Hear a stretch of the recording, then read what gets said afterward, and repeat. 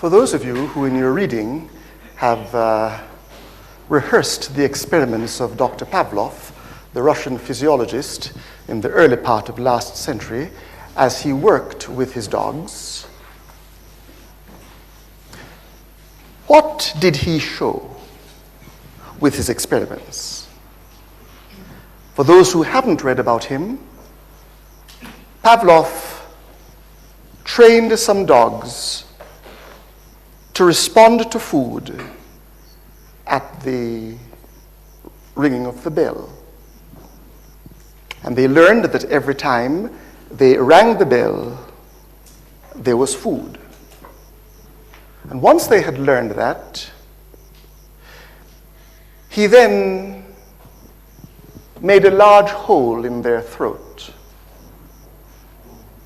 so that when the food was eaten, the food dropped out from their throat without going further in their stomach.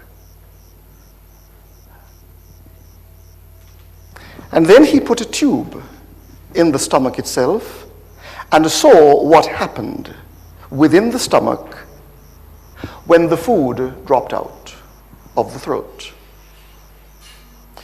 Do you remember what he established by doing those experiments?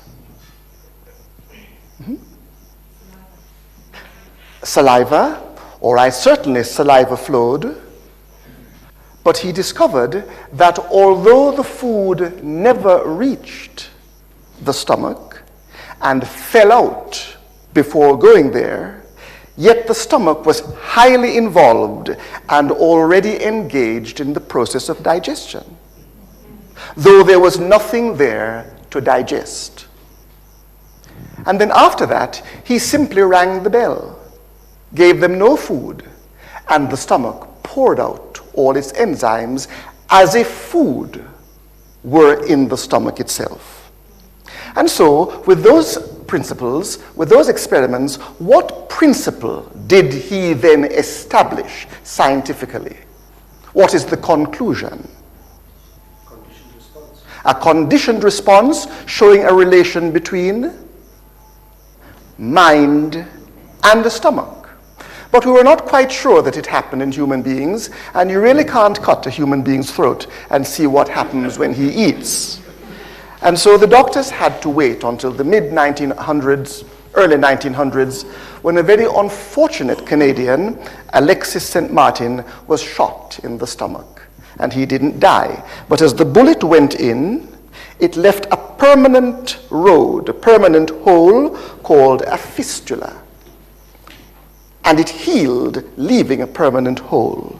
So if you peeped through his tummy, you could actually see inside his stomach, and the doctors were delighted because they now used him for all kinds of experiments, because at that time we had no way of looking into the stomach. And so they had him in for all kinds of tests, and they made him angry and upset, and when he was under pressure, and they looked at him when he was happy and feeling contented. And as he went through these emotional experiences, then they were able to observe what happened in the stomach and concluded that in human beings as well as in animals, there was an intimate connection between brain and the stomach. And I want us to bear this in mind as we think about how the stomach functions in relation to what we eat and to what extent we have abused our stomachs and thereby our minds, both ourselves and unfortunately our children. And if that is so, we can take better care of how we eat, when we eat, what we eat, and the conditions under which we eat. Now, this really is the background of our discussion this evening. To begin, I will put a familiar list on the board.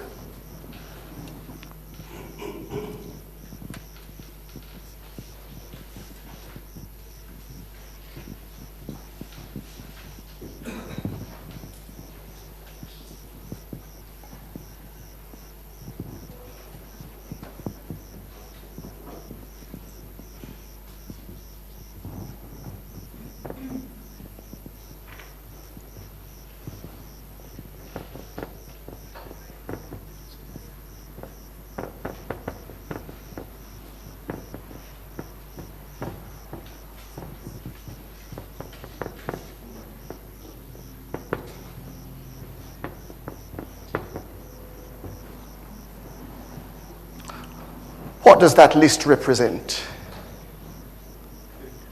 Food. All the things we need to be well. Those are the basic nutrients. If we have all of that, we will be healthy. Those are the components of food. Now, when you eat, let's consider our stomach now. Which of those does it deal with? All, some, one, none. While you think about this, I'll just quickly have an outline of the intestinal system and just think about it for the time being.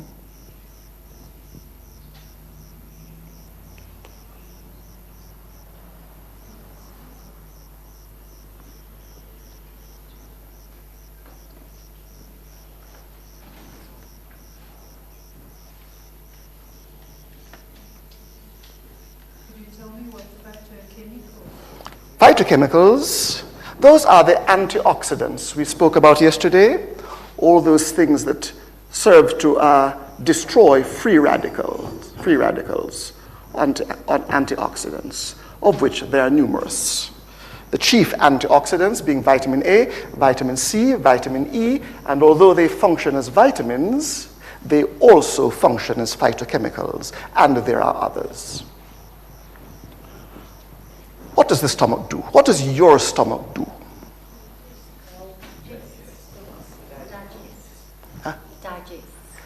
Digest, all right. It digests, but remember that the whole small intestinal system, and I've cut out a part here, stomach, duodenum, the rest of the small intestines, and then the rest of the large intestine, ending in the descending colon and the rectum. The rest I've left out.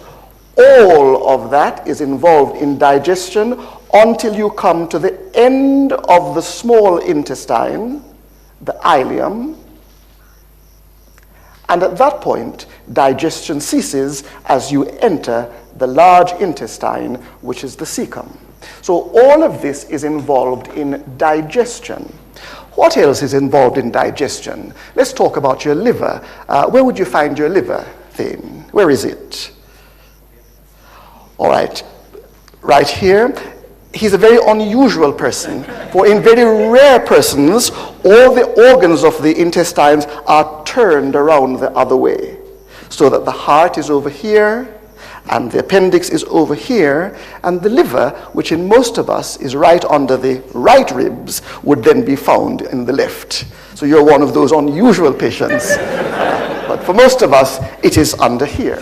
So here is our liver on the right side.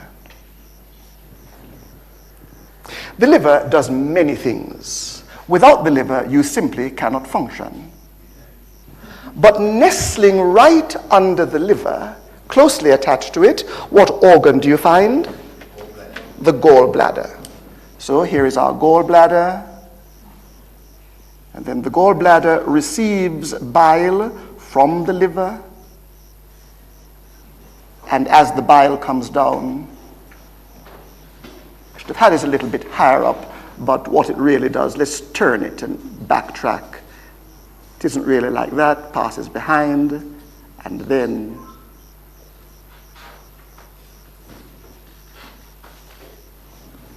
so in the gallbladder, the bile, which is produced in the liver, flows down the hepatic duct, the bile duct. It is stored in the liver, and when it is time, it flows out through the bile duct, and it enters the small intestine. What really does the bile do, mainly? Look at this list of things. What does the bile do? The chief. It deals with fat. Without bile, you cannot digest fat. And let me just connect the gallbladder with yesterday's lecture. The bile really consists of pigments which are dissolved in water. When you look at bile, it is green, but it really contains elements of red blood cells which have become old in the bloodstream. They are destroyed in the bloodstream, and they produce a pigment called bilirubin, which is yellow. And that bilirubin, the breakdown product of the red blood cells, is taken up into the liver, dissolved in water, stored in the bile, released in the part of the duodenum. It digests fat, and then it makes our feces brown. If you had no bile, your feces would be white, something like the blackboard. And when your feces are that color, you know something is wrong here. Bile is missing. There is a block. And if you produce a block in the bile duct so that the bile cannot get out, then the feces become white and the bile returns through the liver and back into the bloodstream and then makes you yellow. So once you become jaundiced or yellow, it means that the bile is not able to get out into the intestines, and then you have your problems. And then the doctor now has to sort that out. But the point I want to establish is that in the bile, you have a pool of water, and in it, you have the bilirubin. And you also have cholesterol, which normally is not soluble in water because it is a fat. But in the liver, it is made soluble so that it dissolves in the water of the bile. When you do not drink enough water, then the body has to reabsorb as much water as possible from the gallbladder back into the bloodstream, leaving the bile extremely concentrated. And in any concentrated solution, when there is not enough water, what do you think will happen now to the bilirubin and to the cholesterol? What do you think will happen? They will crystallize, and they will precipitate and form stones. So gallstones are either bilirubin stones, small black stones, or cholesterol, larger stones, or a combination of both. And then in time, as you get a big stone formed in the gallbladder, one day the gallbladder decides to eliminate it and manages to squeeze the stone through the walls of the bile duct until it becomes stuck. Excruciating pain, fever, pain, nausea, and vomiting. And then the surgeon has to go in and remove the stone, remove the gallbladder, and many people lose their gallbladder at a great price, can no longer digest fat, feels very nauseated when they eat any fatty food, for there is nothing to digest it, and they bring this onto themselves because they fail to drink water. So one of the consequences of dehydration in some people will be kidney stones, which we have already discussed, and in others will be gallstones. So let's move on. Your digestive system, the liver, and then your gallbladder just resting underneath. Those take part in your digestive system, and without these, the stomach's function is impaired. But there is another organ which takes part in the digestive system, and this is the pancreas. Without the pancreas, you cannot live, and the pancreas lives just behind the stomach, but I'll put it here. The pancreas makes insulin and other enzymes to digest food, and as the pancreas makes its enzymes in the cells which surround the pancreas, all these are the cells producing the enzymes. As they make their products, they release the products into the pancreatic duct, which flows along to join the bile duct, and the pancreatic enzymes also come out into the intestines to digest the food. So when you think about digestion, we mustn't think just about the stomach. The digestive organs are the stomach, the liver, the gallbladder, and the pancreas, which lies just in the middle of my tummy behind the stomach. and of course, the small intestines. Now, when I speak about the stomach, I want to talk about this organ. If you had to locate your stomach, where would you find it? Yes. That's right. You're right this time. Because the stomach is neither to the right nor to the left. It's right in the soft part of your tummy here, just below the sternum. And I'm sure that everybody has experienced stomach pain, dyspepsia, indigestion after eating the wrong things, and you just feel that feeling here which makes you sweat, faint, you want to vomit, and you just want to die. Until you swallow lots of antacids, and sometimes that doesn't even take it away, but hopefully by the next morning, when you have no appetite for food, the symptoms are just about wearing away. Now I want to talk about the stomach. In all of these, what function do you think your stomach does, or was designed to do? It only digests protein. It doesn't do anything else. It takes care of protein. For the body does the digestion in a marvelous way. Have a guess where you digest carbohydrates to a large extent. You eat your food, carbohydrates, the starches, the yams, the potatoes, the cassava, bread, rice. What takes care of that digestion? Not the stomach. The mouth. Right up here in the mouth, where the salivary glands are, that begins the breakdown process of carbohydrates because it contains those enzymes which begin to break down starch to turn them into smaller molecules which can be easily absorbed from the intestines and into the blood. So here all sugars are absorbed in the small intestines, but they are broken down in the mouth. Hence the necessity of chewing. There are some who do not chew, even though they have teeth. I cannot understand why they should do this and why they should miss the joys of savoring the flavor of carbohydrates. Because any carbohydrate you eat ultimately becomes sweet. So potato and rice and bread, the longer you chew it, it becomes sweet because the starch in it, which has no taste, is gradually being broken down to sugar. Well, it's all sugar, but to glucose and mannose, which tastes sweet.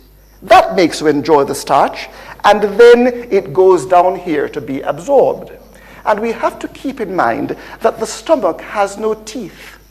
Although it works hard, it cannot crush large lumps of potatoes and large bits of cassava and whole nuts. It just can't do it.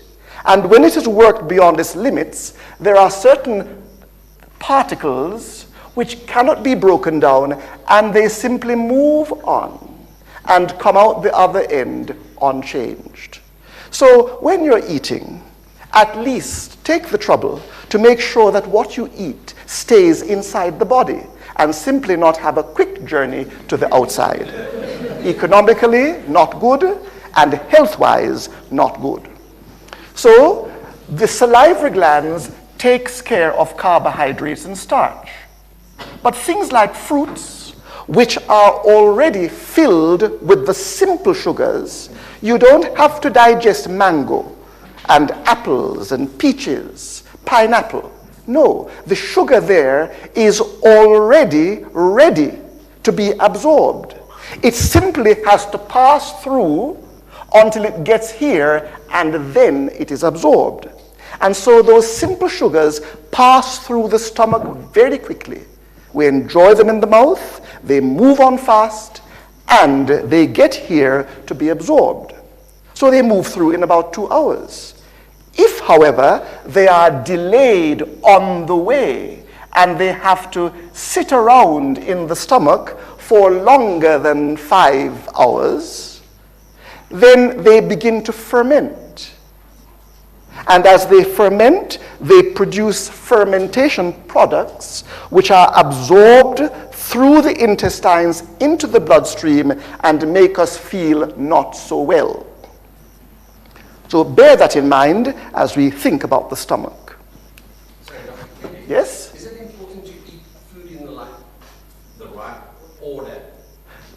Like salad first or fruit or should you only eat one type of food? No, you can eat a mixture of food because as you look at food, let's take an apple. An apple contains all of these things. So does walnuts. They contain all of these things. And wheat contains all of these things. So does meat. But each article of food contains a package of all of these, but in different combinations.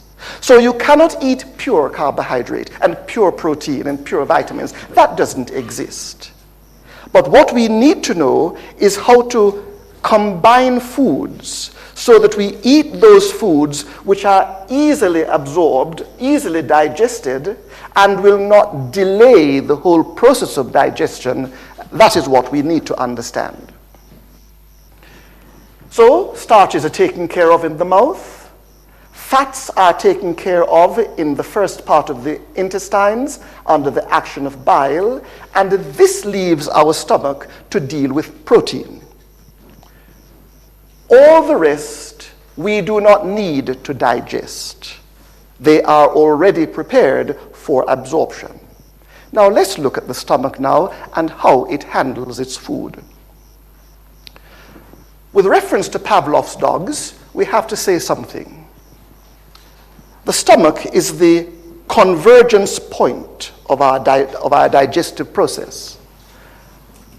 Our eyes,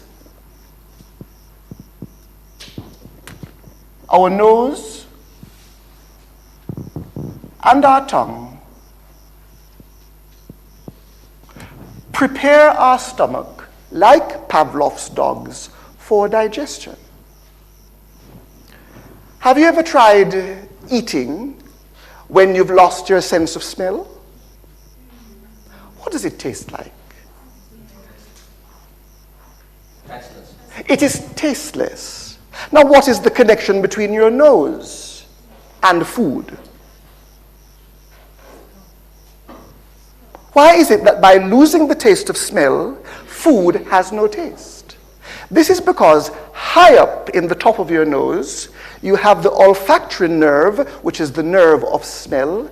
And when the food goes in the mouth, the flavors, the molecules from the food goes up the back of your mouth, in the back of your nose, melts in the water surrounding your nerve endings for smell, and it takes those flavors up into the brain, and we taste the food by smelling it. And once the nose takes the information up to the brain, then the brain sends the message back to the stomach through the vagus nerve to prepare the stomach for the flavors which are coming. Now, when we taste the food on our tongue, the food dissolves in the water around our taste buds, and the different flavors are picked up by the taste buds in our tongue, and the tongue sends those messages of taste up to the brain by its own separate nerve, and once the brain receives it, it sends back messages to the stomach by the vagus nerve. When we see the food and it is attractive, it goes to the back of our brain where I see, and once the back of the brain sees the colors, it then sends messages from the visual centers in the brain and sends messages down the vagus nerve to the stomach to prepare the stomach for the reception of food. When I'm under stress, when I'm hurrying, and the stress comes through my brain, through my cortex, the brain then sends messages down through the vagus, and says to my stomach under stress, I cannot give attention to digestion now because I'm under stress.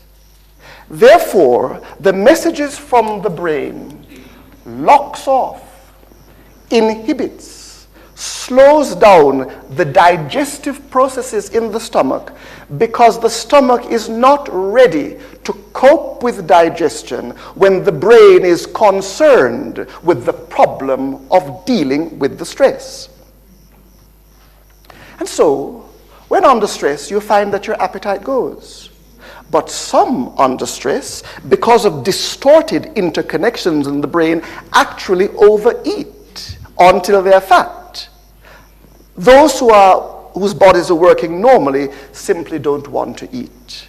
And those who are normal but rushing to work and eating on the hop as they're going to the train or the car, they're having their breakfast, or they're under stress at home and they're trying to eat, and they're simply rushing. Although we take the food in, we're producing a war, an unresolved war between the brain's priorities and the job we're giving to the stomach. Therefore, in preparing food for the stomach, we make the food attractive. We make the food fragrant. We make the food tasty. And we eat in an unhurried manner. And if we cannot eat in an unhurried manner, it is better not to eat and wait until the stomach is ready, because it produces problems, which we're going to focus on. That is the ideal situation. Or if one has to eat when one is rushed, eat a very small quantity and do not overburden the stomach with a lot of work, for the stomach has to draw its strength from the centers in the brain which control the laws of the stomach.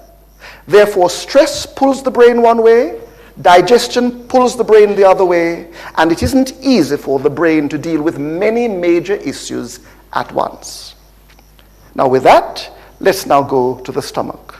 We'll assume that the food looks tasty, it looks attractive, it smells nice, and we are eating quietly and in a relaxed way.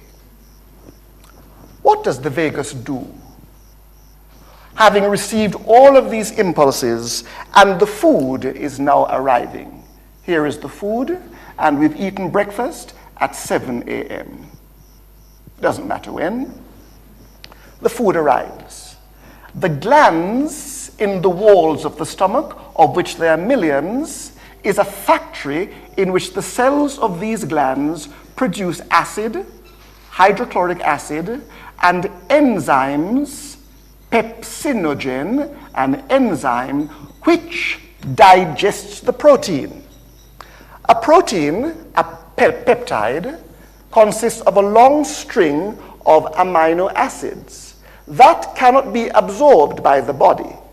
And so the body has to cut up the peptide into units, single units of amino acids.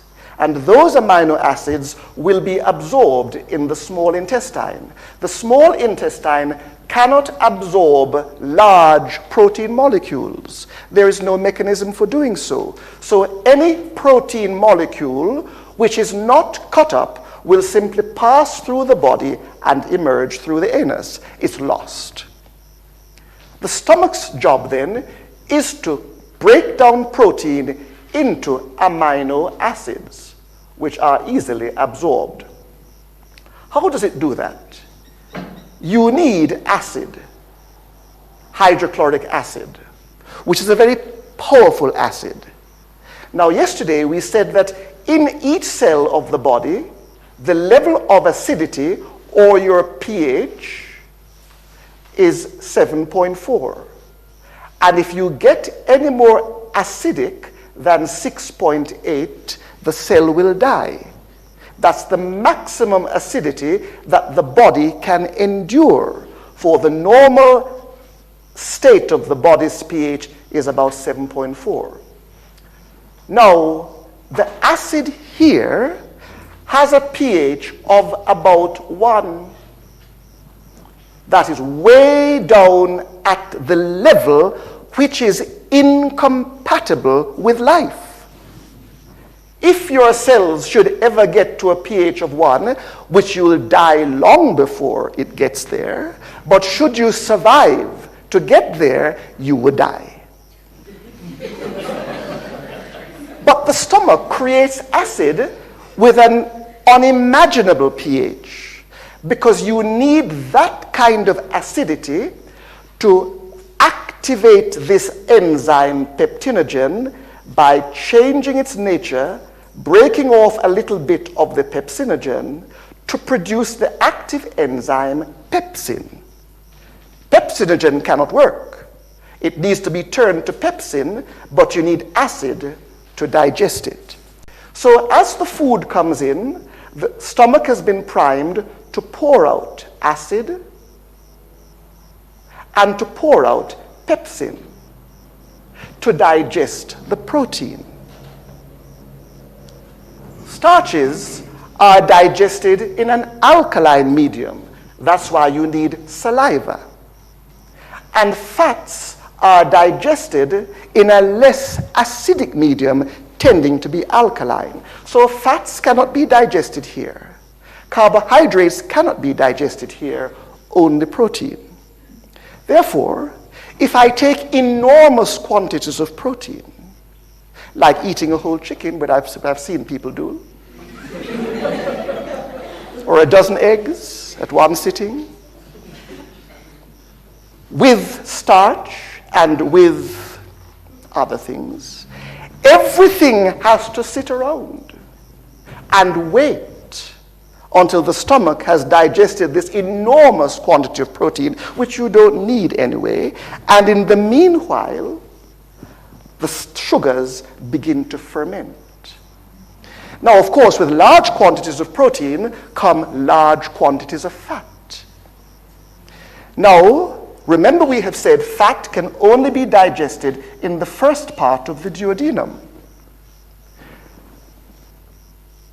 If you eat too much fat, the valve at the end of the stomach, the pyloric valve, which opens only to let out the food when the food has turned to a soup, it can't let out particles of food, it lets out a soup, that valve will remain closed if there are large quantities of fat in the stomach, because the digestion of fat is dependent on the availability of bile, and the amount of fat can only be released in relation to the speed with which the liver is able to make bile and the gallbladder is able to release it.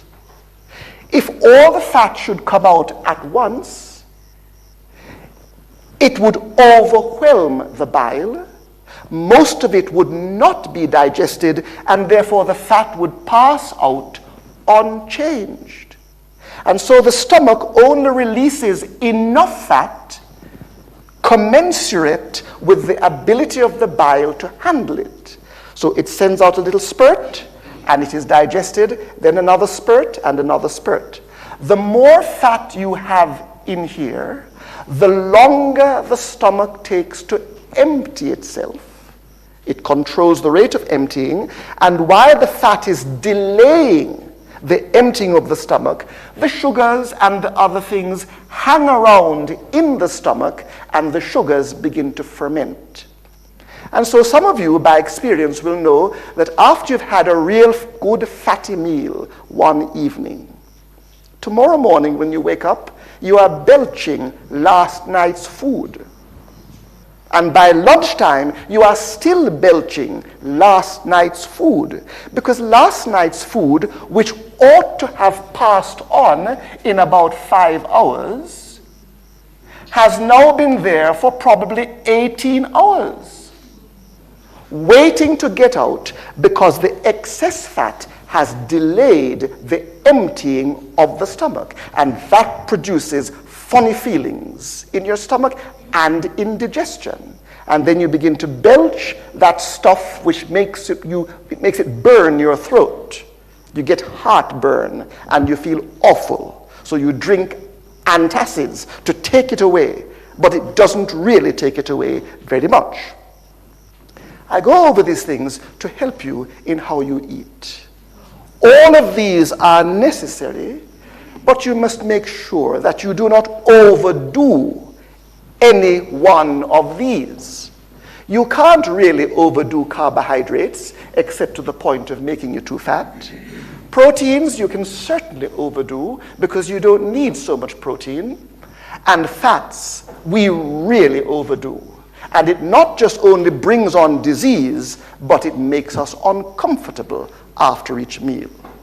So in essence, one should eat good quantities of good carbohydrates, complex carbohydrates, smaller quantities of protein just to maintain the body, and in those who are growing to promote growth, and smaller quantities of fat, for the body doesn't need a lot of fat. Now, let's come back to these glands. As the food arrives, the glands pour out acid to digest the protein and pepsinogen to break down the protein. That's the basic job of the stomach. But seeing that the acidity of the stomach is extremely acid and incompatible with life, and that level of acidity will dissolve a piece of meat or a piece of chicken and turn it into a soup of amino acids, how is it that I can eat protein and yet not digest my own stomach? Because if I'm given to eating tripe, which includes stomach, once I eat some stomach, my stomach will digest the stomach which I have just eaten. And yet my own stomach will not be digested. Why? How is it that my stomach is able to protect itself from the effects of the acid and the pepsin? How?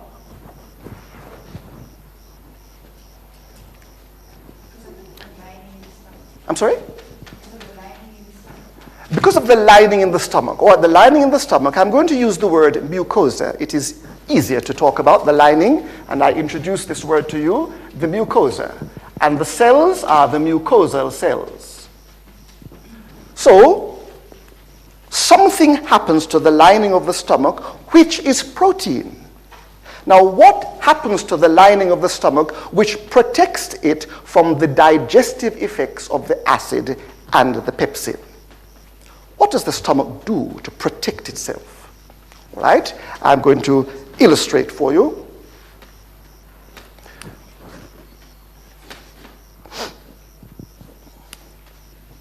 I'll draw the stomach once again, but this time we clarify.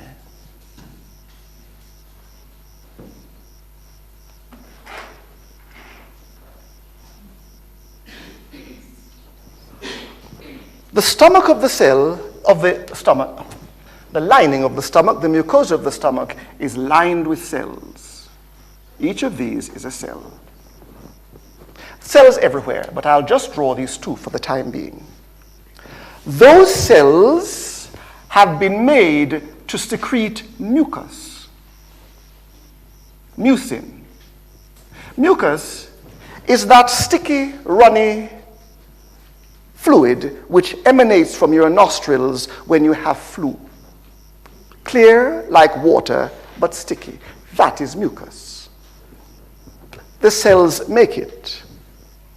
And as it makes mucus, then it pours out this mucus onto the surface of the cell and covers the surface of the cell with mucus. It's rather like pasting or painting the wall of the mucus of the stomach with a layer of Vaseline. It covers it. But what is mucus made of?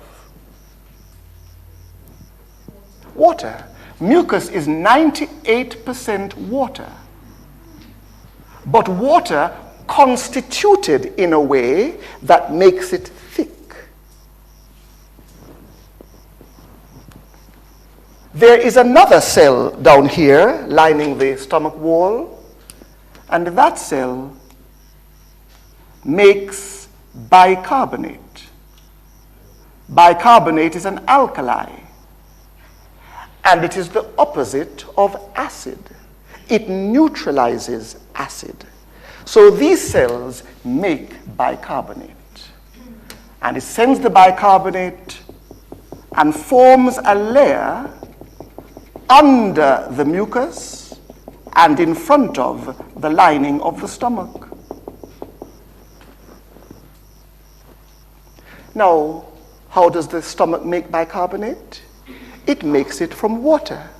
So the body, the cell, takes carbon dioxide, which is a waste produced by metabolism, and joins it with water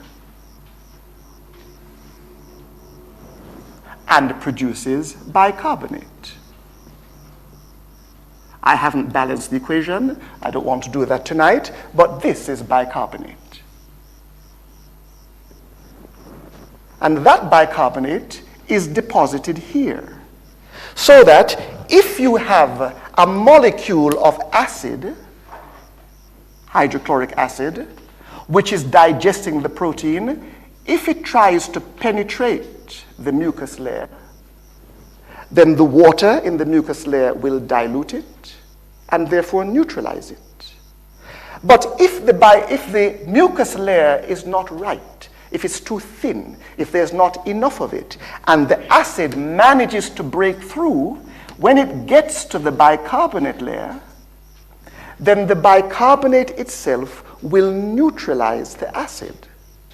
So that if you have acid, hydrochloric acid, plus sodium bicarbonate, sodium and the bicarbonate radical, these will rearrange themselves and will ultimately produce some salt, sodium chloride, and some water. It's not balanced, but that's what I want to get across. So that the acid is neutralized to form salt, and the rest is water. And therefore, you eliminate the acid and you protect the stomach. But if the bicarbonate production is defective and the acid manages to get through to the stomach wall, then it will digest it with the pepsin as if it were food. And then you're going to get a little ulcer. And one day the ulcer will burst through, and the food inside will rush through the hole into your abdomen and land you in hospital with peritonitis. The point I want to establish is this. What is the mucus made from? It's 98% water. What is the bicarbonate made from? The body uses water to make bicarbonate. Therefore, in people who are dehydrated and do not drink water, then your defense mechanisms are impaired. You cannot make good mucus, and you cannot make adequate bicarbonate. Therefore, you do not protect your stomach, and you end up with gastritis, dyspepsia, and finally, ulcers. Now, when you are further dehydrated, this is your blood vessel. The blood vessel, the arteries, which are bringing oxygen and nutrients to the stomach, so that the stomach can do its job well. But if you are dehydrated and your blood pressure falls because you don't have enough water in your blood, therefore the blood vessels will constrict and become smaller. Therefore, the level of blood reaching your stomach cells will fall. And when you cut off the blood supply to any organ, those cells become weak and they die. Therefore, lack of drinking water through the poor blood supply will make the cells of your stomach susceptible to injury, and this, coupled with poor mucus formation and poor bicarbonate formation, lays your stomach open to disease. But the disease was not brought in from outside. It was created from within because of the lack of paying proper attention to your water intake. Now, for those who smoke, the problem is compounded, because as you smoke, the nicotine in the cigarettes causes your blood vessels to constrict even further. So smokers have very poor blood supply to their stomach, and it aggravates the health of the stomach cells and makes them even more susceptible to damage. But in addition, when you take in some alcohol or some caffeine in coffee or tea or Coca-Cola, these substances stimulate the production of extra acid by stimulating the vagus nerve through the brain, sending messages saying, increase acid production. And so as you increase acid production, and these substances, by their diuretic action, causes you to pass more urine than you should and leaves you dehydrated, then the dehydration results in narrowing of your blood vessels, which then only serves to increase your propensity for developing gastritis and dyspepsia and finally an ulcer. Now, when you come to the doctor says, all right, you have this problem, you have gastritis, you are bleeding from the stomach because the stomach wall has broken down, you are producing too much acid. Now, I am going to give you a tablet which will block the production of acid so that your stomach cell can no longer produce acid. Therefore, you will no longer destroy your cells. And we do it. And you don't produce any acid. The stomach heals for a while. Then we stop the tablet, and the ulcer returns. Why does the ulcer return? Precisely. The underlying health of the stomach has not been addressed. And what we really need to do is to go back to the stomach and saying, now stomach, what is it that you're missing? What have I failed to give you? Let me give you those good things you need, take away those harmful things I'm giving you, and when I do that, the stomach will repair itself. And it will go back to making good mucus, good bicarbonate, good blood supply. So I no longer need to stop my acid production by taking a tablet for that, because I really need the acid to digest my protein. And there's really no point taking away my ability to digest protein and still leaving me with a number of lifestyle problems which are making me sick. It is better to go back to the beginning and treat the stomach the right way. Now, the stomach doesn't have many ways in which to speak. It can only speak in 2 or 3 languages. One, it speaks through hunger. It speaks through pain. And it speaks through bleeding. And we have to interpret what these languages mean. When the stomach becomes tired, it tells us it's tired. Let's see what happens now. In order for the cells in the walls of the glands, remember that each cell is a factory. We looked at that last night. Each cell contains those real structures which helps it to function as an independent unit.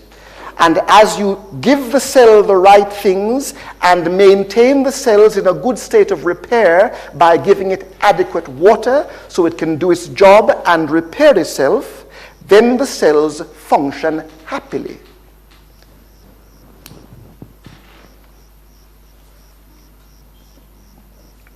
Now, in these cells, the factory has produced good amounts of pepsin and good amounts of acid.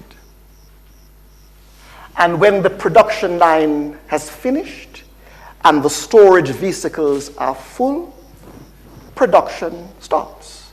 The body just doesn't keep on producing everything all the time. It produces on demand.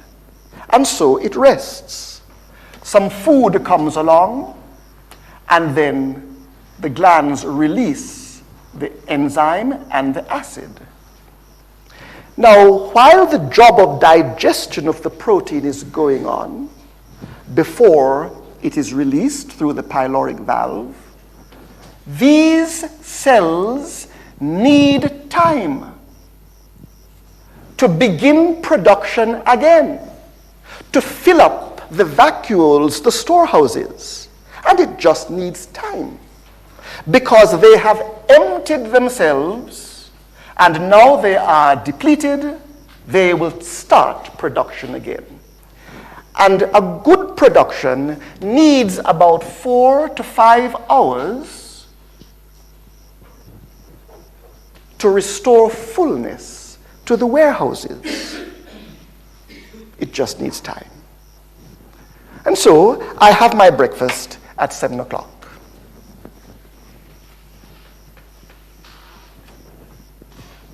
And breakfast comes, 7 o'clock. I empty my glands, the enzymes and the acid come out, do their work. If it's a full meal, the right combination of carbohydrates, some protein, a little fat, all these things are there, but they don't need digestion. But to complete everything with a fair-sized breakfast, I need about 5 hours to finish this job, to empty my stomach, to repair myself, to repair the cells which have been damaged, and to wait for the production of a new set of stomach enzymes. But somewhere along the line, by 9 o'clock, I feel hungry. Now really, that isn't possible. You will say, but I feel hungry. But I'll tell you why in a moment. Remember, the stomach has limited language. And so I send down the 9 o'clock snack. This is only 2 hours on the way to being digested. And the valve will not open until this has been digested. Then it lets it out in little spurts. But this new lot of food arrives 2 hours later. It cannot really engage in the process of digestion here, which is now on its way. It has to wait for a new lot to come. Or at least what is there comes out. And so the new lot comes out, the 9 o'clock lot, and a second stage of digestion begins, but it is 2 hours behind. When this is digested, it will not leave until that one is digested too, because the pyloric valve will not allow clumps of undigested food to pass. And so the 7 o'clock food waits around for 2 hours. The sugars in it begin to ferment. I feel funny. I say, I'm hungry again. This funny feeling, hunger. It's not hunger, but the stomach with its limited language is trying to say, rest me, give me time. But because I don't understand the language, to get rid of that feeling, I send down a snack at 11 o'clock. And so it goes on and on and on. You pour in some tea, some coffee, some hot chocolate, anything to take away this feeling because I'm hungry. You are not hungry. The stomach is tired. It wants time to do its job and get ready for the next meal.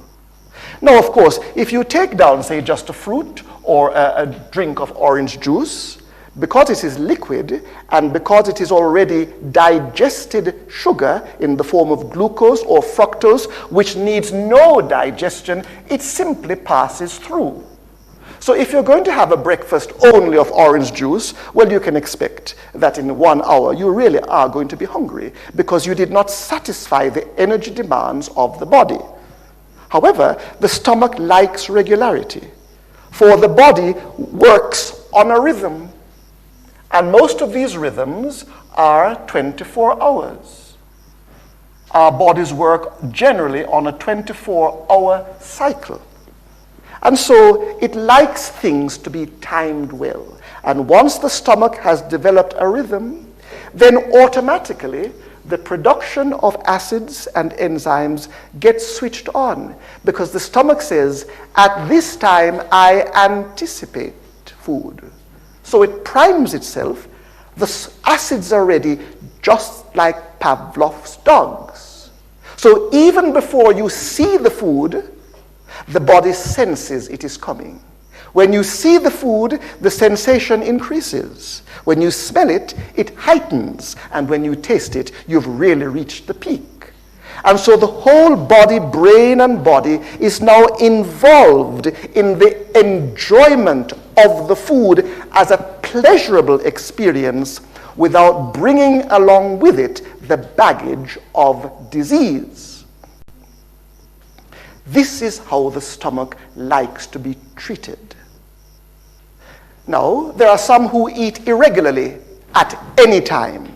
The stomach begins to become confused, for it never knows at any time what is going to happen. And it's not just the stomach. Remember, the brain is involved, and the other organs are involved. The liver is involved. The gallbladder has to be notified, for that is involved. The pancreas has to be notified because it is sending out enzymes to complete the digestion of starches, proteins, and fats to bring them to the final stage where the small intestine can absorb them. So the pancreas gives the finishing touch to digestion. If the gallbladder has not done its work, the pancreas cannot complete it.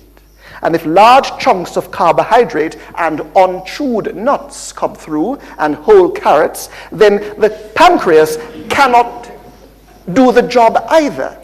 So the pancreas is always in communication with the stomach and with the vagus nerve, which transmits messages down here in time with the messages to the stomach and in time with the messages to the gallbladder, and all are coordinated. When one gets out of step, then the whole system is thrown out of gear and the centers in the brain suffer the consequences. Eat regularly. Choose your food well, and you can eat all of these, but choose the right proportions. Never too much fat. It will keep the dinner in your stomach for the next 24 hours, so that the next day you wonder, why is it that I have no appetite? I have no sense for food, but yet I feel this funny feeling here. That is what excess fat does to you.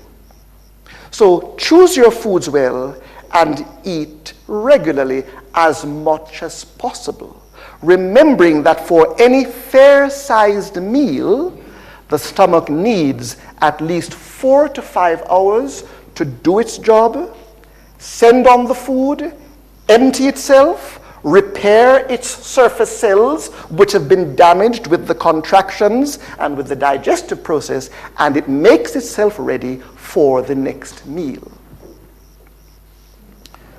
Yes? What's the reasoning behind some of the diet plans when I say eat small vegetarian meals?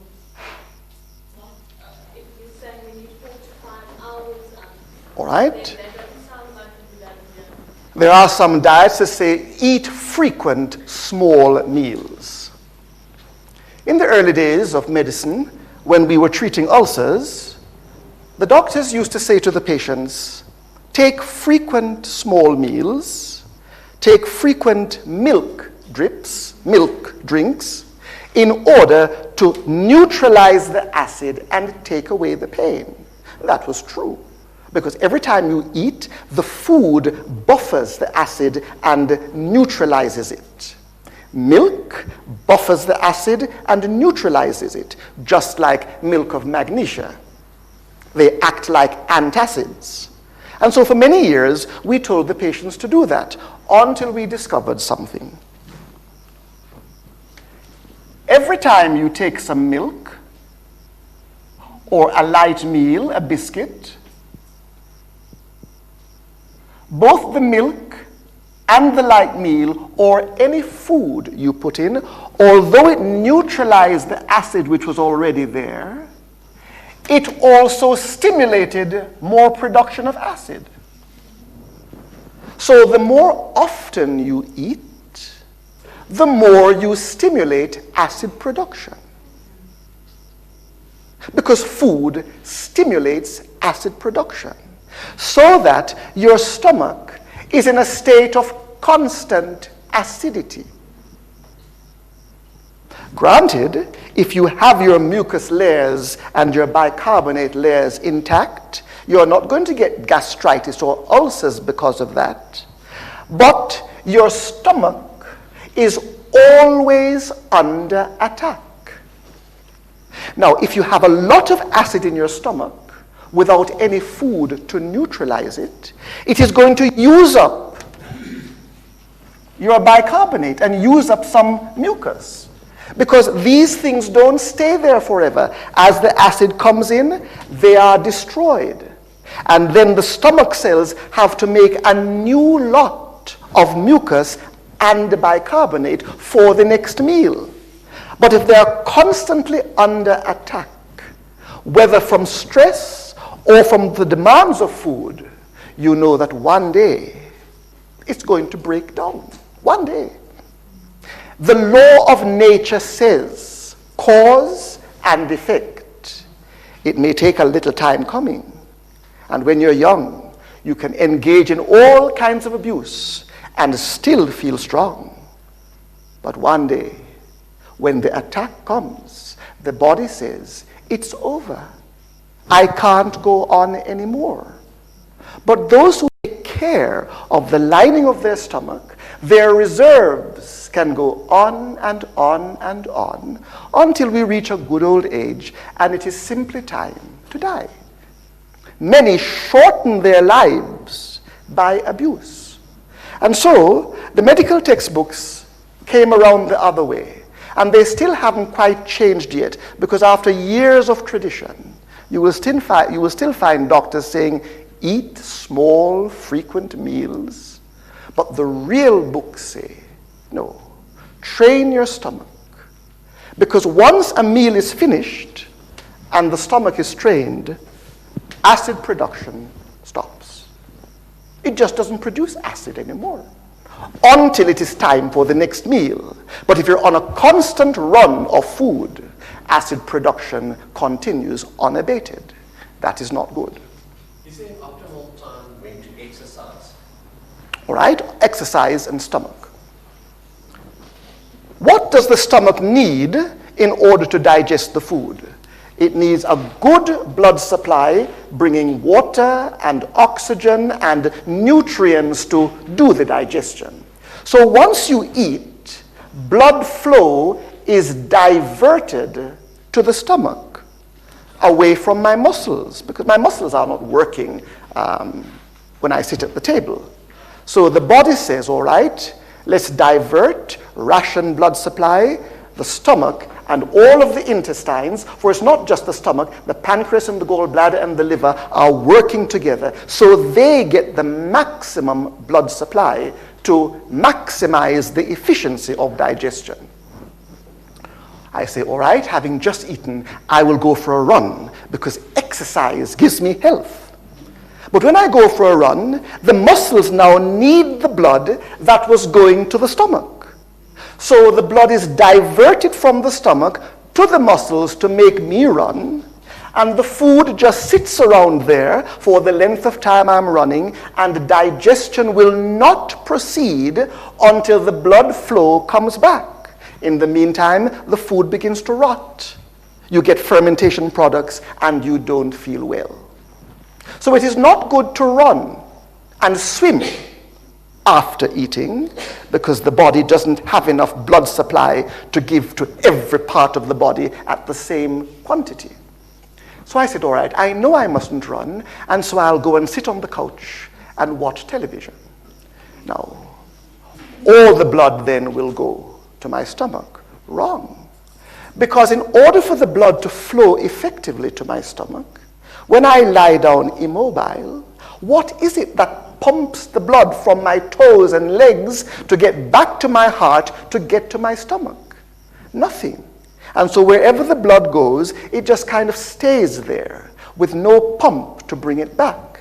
So I need a pump in my legs and in my arms to bring back the blood which is circulating every 3 minutes and maintain this more than normal blood supply to my stomach. So when I go and lie down, that is bad. I fall asleep because the blood flow to my brain is not active anyway. And so the best thing to do is gentle exercise after eating. One goes for a gentle walk. Don't rush, don't be sluggish. Just walk enough to make the blood supply brisk so that the stomach gets its adequate share and yet the brain does not fall asleep. So minimal, gentle exercise after meals, but not vicious exercise that is counterproductive. I was wondering when you can exercise. After eating? Yeah. Or immediately? Immediately you can go for a walk. Yes, immediately. You don't have to wait any time. You must just never do violent exercise. But a gentle walk for 15 minutes will be just right.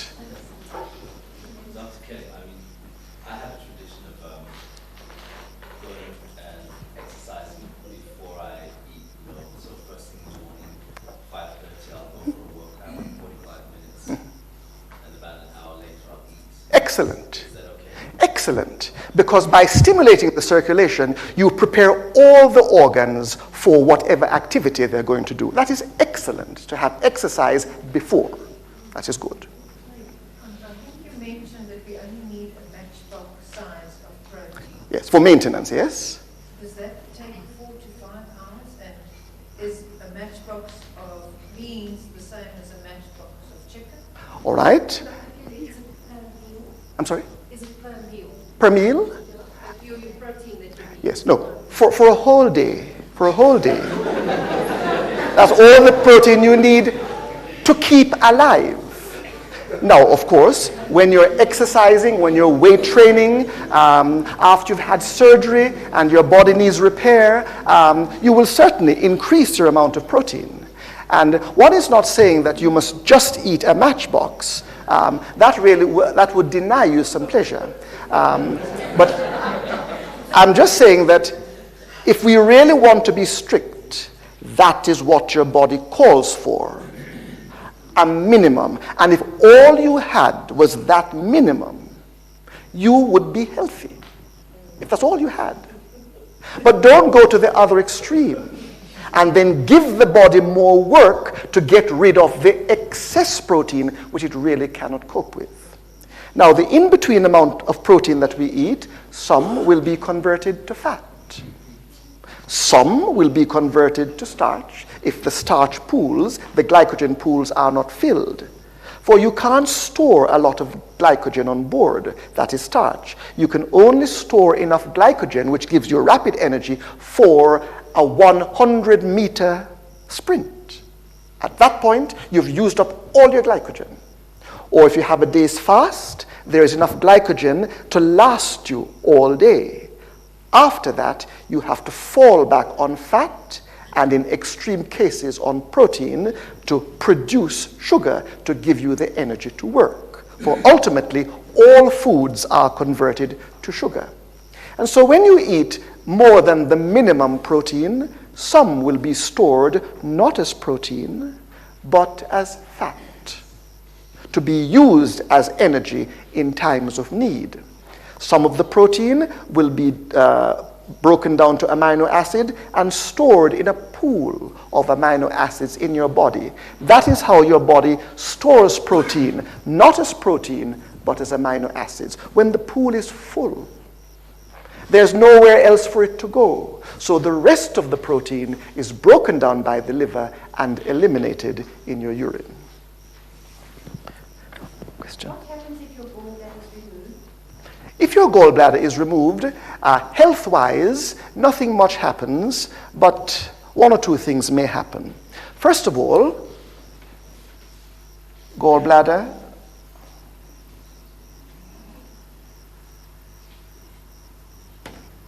no store of bile. Therefore, your ability to digest fat is lessened. And people who eat a lot of fat and no gallbladder with enough bile, when they eat a fatty meal, they become nauseated. They don't feel well, or the fat which is not digested comes out in their stools unchanged and changes the quality of their stools. They have fatty stools which just smell badly and float, and you can't wash it away very well. And they lose weight because the presence of fat increases or decreases the density, and you don't get enough fat from your small intestines to fill up your fat cells. Now, what about cholesterol? The cholesterol, we come to cholesterol now. The liver makes cholesterol. We don't need to eat cholesterol. The liver makes its own. It makes just what it wants. And if the body has not used up its cholesterol, then the excess cholesterol is recirculated through the liver and comes out through the bile into the small intestines. If that cholesterol is, as it comes through, if nothing takes it away through the feces, it is reabsorbed later on in the small intestines. So the cholesterol is excreted through the bile into the intestines, reabsorbed back into the blood, back into the liver, and back into the intestines. Now, in healthy people, when they eat a lot of fiber, soluble fiber, there are two kinds of fiber, soluble and insoluble. The insoluble fiber, which are the bits and pieces of greens, the strings which you cannot really digest, the bran, that insoluble fiber is the one that sweeps away feces and cleanses the intestines and makes everything go out. If you have lots of insoluble fiber, you have good bowel habits. The soluble fiber joins itself to the cholesterol. And once the cholesterol is bound to the soluble fiber takes the fat out through the feces. So those who eat a lot of soluble fiber are able to remove the cholesterol and take it out. If they don't have that, then of course they just absorb more cholesterol with the attendant problems. So apart from cholesterol and difficulty in digesting fats, having your gallbladder removed doesn't do anything more to you because you're still making bile. It's just that you don't have a storage place for it. And as you eat your food, the liver cannot make bile fast enough to keep up with digestion. So you have a storage ready to serve that purpose. And while the bile is doing that, the gallbladder is doing that, then the liver continues to make and then catches up. When are we going to discuss the effects of incorrect diet on brain chemistry and behavior patterns? All right. Now, when are we going to discuss the effects of incorrect diets and the effect of behavior on brain patterns? How many were here on Saturday afternoon when I laid the foundation for the brain. 1, 2, put in your hands, those who were here. All right, about 1/3. Were you here then? No, Right.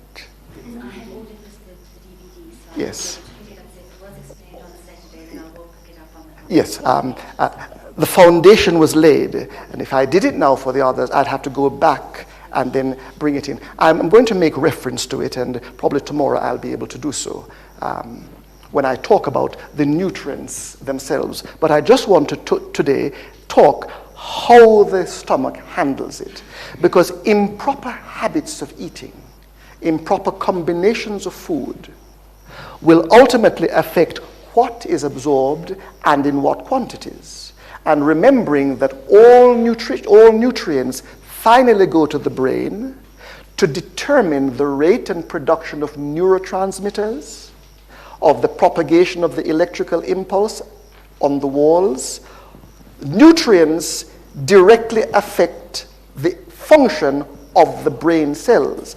If the nutrients are wrong combinations, if there's not enough water, if drugs are on board, if you block certain paths of stimulation or block certain paths of inhibition in the brain, and the balance between stimulation and inhibition are wrong, then as we discussed on Saturday afternoon, that will affect brain behavior. For those who weren't here, I'll quickly give an illustration. On Saturday, I noted that in the brain cells, here is a brain cell, a neuron, which sends a message along its fiber, the axon. But it receives messages from the other branches. Messages come to it along these branches. The cell responds and sends its final message along that fiber. But the chemical environment of the brain cell affects the behavior of that cell.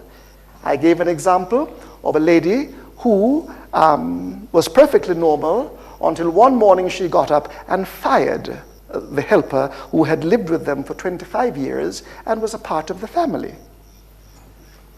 Now, the members of the family couldn't understand why mother should get so outraged and fire a family member, until we looked at her and then we discovered that the amount of sodium in her chemical environment had fallen. For the next day after she fired the helper, when she woke up and the helper was not there, she said to her family, "Where is Ruby?" And they said, "Mother, you fired her yesterday." And she said, "Don't talk nonsense. I didn't fire Ruby. What are you talking about? Wherever Ruby is, tell her to get back here immediately."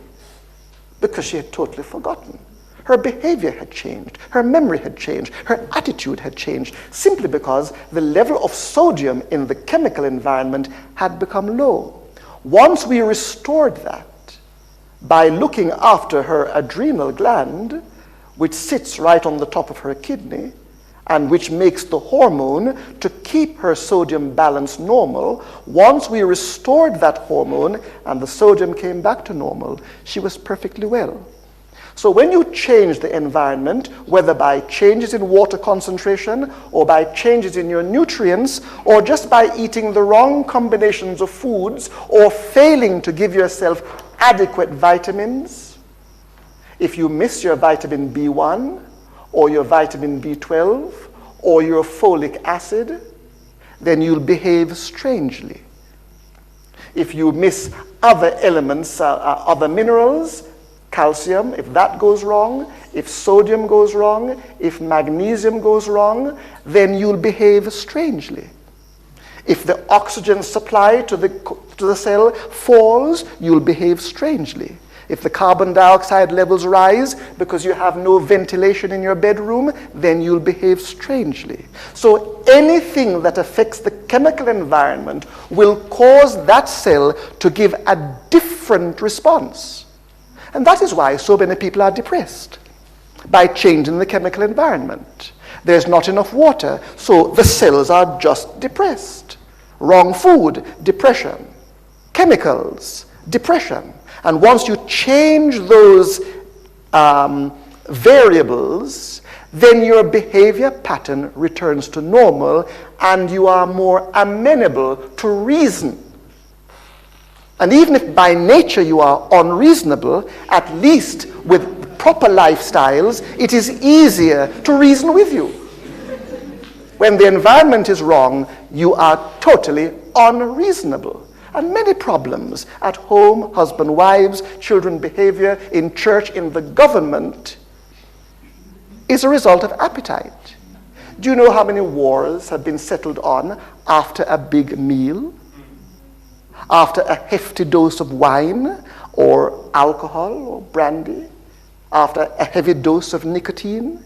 And our leaders sit around and make certain decisions about our country that they would never have made if their brain neurons were functioning well. But they did not know that they were in a dysfunctional state and made treaties and signed covenants which have brought disaster not only for the country but for other countries in the world. Do you know how many disasters, how many plane crashes, how many shipwrecks, and how many car crashes have occurred because people were drunk with marijuana? I use drunk, of course, in quotes. They didn't appear drunk, but their ability to make quick decisions and to make analytical decisions were impaired, and so they crashed. Just a drop of alcohol will impair your ability to be decisive. But of course, many times, we do not know the real reason. And so we say, they crashed because of so-and-so. It was due to impaired judgment, not just with drugs and alcohol, but with wrong habits of eating and wrong combinations of food. Because when one cell is affected, all the rest of the body is affected, for all the cells are interconnected. So in a summary way, I'm just summarized without going into too much detail. So these are just some thoughts on stomach function, and I will just finalize by just giving one thought. When the stomach has worked all day, it has used up energy. It has used up all these molecules of ATP, those packets of energy that are produced in the body largely by the movement of water across the cell membrane and to a lesser extent by the digestion of food. Food gives you the least energy, water gives you the most, but you need two together. Now, when the body has worked all day, including the brain, and has used up a lot of its ATP, the body tells you, sleep. It's not you who decide that you must sleep. The body says sleep. So with the changing hormone levels in your body, the hormones say sleep. The melatonin levels begin to rise and makes you sleepy. The cortisol levels from the adrenal begin to fall and make you sleepy. So you go to sleep. And you notice what happens when you're sleeping or when you watch somebody sleeping? The legs are just dead.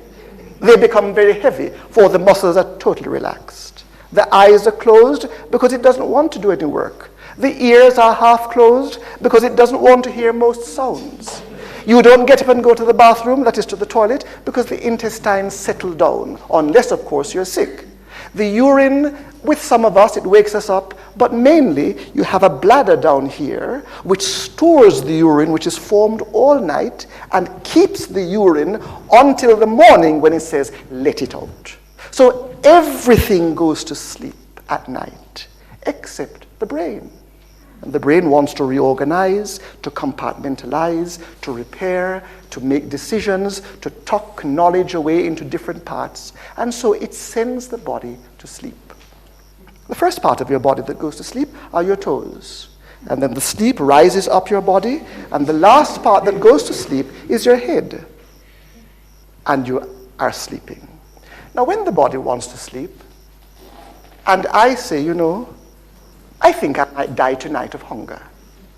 And just to make sure that I live until tomorrow, I take a huge meal which the body does not want. It doesn't want it. And now I have burdened the stomach with a huge meal at, say, 10 o'clock at night. And while my brain is trying to sleep and my hormonal cycles are inducing sleep, all my circulation now rushes to the stomach to take care of this food, and it works all night. And in working, it draws energy from my brain to do the work. And when I wake up in the morning, I say, you know, I haven't even slept yet. I feel so tired. I'm just not feeling right. Everything is wrong because my body has not slept. For my brain wasn't able to get enough blood supply to do the job because my stomach was busily working. And having worked all night, in the morning I get up and I say, right, breakfast now, the stomach is still tired. Or I simply don't want to eat and I rush to work, and my energy stores for working are inadequate for my day's thinking. And so at night, if you feel you must eat, and it will never be for health, I can assure you, unless you have been starving beforehand, then by all means eat. Eat something very light, a biscuit, which is easily digested, a fruit, a drink. But don't eat proteins and fats and lots of carbohydrate. It is counterproductive to health, and it has its repercussions in the health of your brain. So try to discipline your eating habits, and at night have mercy on your brain. I will stop now. I'm sorry, Pastor. Just a quick one. I'm trying to reorganize in my mind how to work out this taking of water and the meals, because each meal needs 5 hours. Yes. So 5 hours to take some water, and then another meal, another 5 hours, so 10 hours of the day are gone. And then a few hours to sleep. So how many meals can one really eat? How many meals?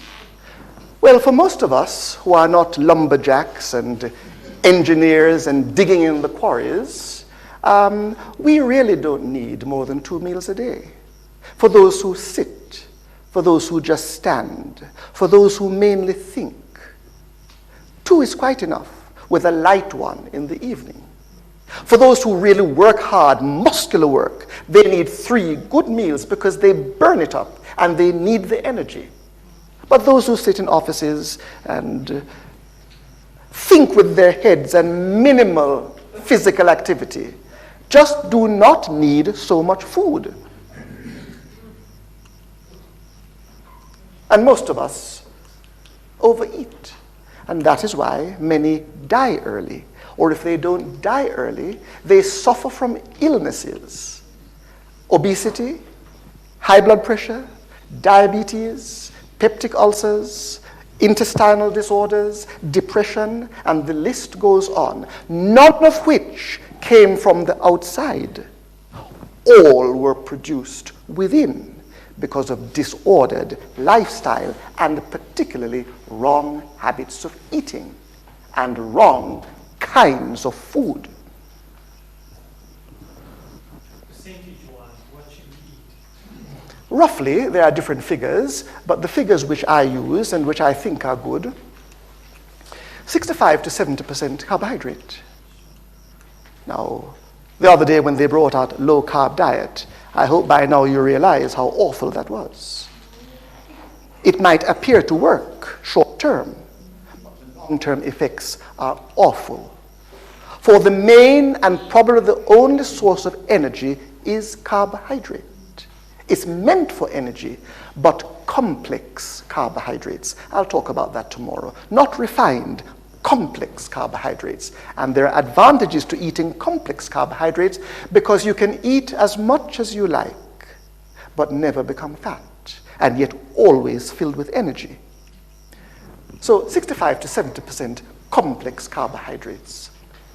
About 15% protein and 10% fat. And with that combination, it is enough. But I'll talk about more tomorrow. You touched a little bit on the issue of rest and the reparation of the brain cells. Yes. Is there a specific time that normally the brain starts to actively repair itself? And secondly, according to the REM sleep. Yes. When you get to the third stage, that's when the whole body goes into control. Yes, yes, But the concept of resting during the day of about 5 to 10 minutes, yes, they say it always gives you another extra 2 hours. Yes. Those who sleep only 4 hours in the yes, night. yes, And the exercise in the morning for about an hour gives you another 2. yes. Just want to check in terms of those things. How are they effective in terms of the brain when it needs about 8 hours for rest? Good point. I can't answer that adequately in 2 minutes. It wouldn't be fair to do so, because I'd like to deal with that question properly, that all may understand the relation of sleep and the brain to exercise and food. And I'm now 10 minutes overdue, and if I begin this, I may not stop for quite a few minutes. May I leave that until tomorrow?